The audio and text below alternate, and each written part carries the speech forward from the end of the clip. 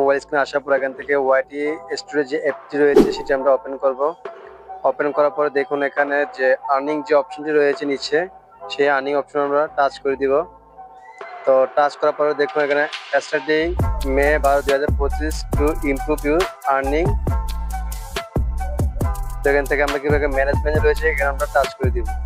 তো টাচ করার পর দেখুন এখানে বিস্তারিত যে লেখাগুলো রয়েছে এগুলো আপনারা পড়ে নেবেন। তো এটি আপনার বাংলা যেহেতু আমরা কনভার্ট করি, দেখি দেখুন কি আসে। হচ্ছে বাংলা, আপনারা বাংলাটি পড়ে নেবেন। তো আমি গুগল থেকে ট্রান্সলেট করে আপনাকে দেখাচ্ছি আমরা। এরপর আমরা কি করবো, এখানে আপনারা এটি পড়ে নেবেন।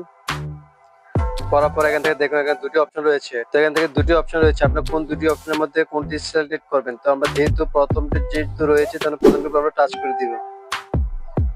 তো টাচ করার পরে এখান থেকে সেভ অপশন আমরা টাচ করব। তো টাচ করার পরে দেখুন আমাদের যে আর্নিং যেটি রয়েছে সেটি এখন রিভিউ চলছে। এখন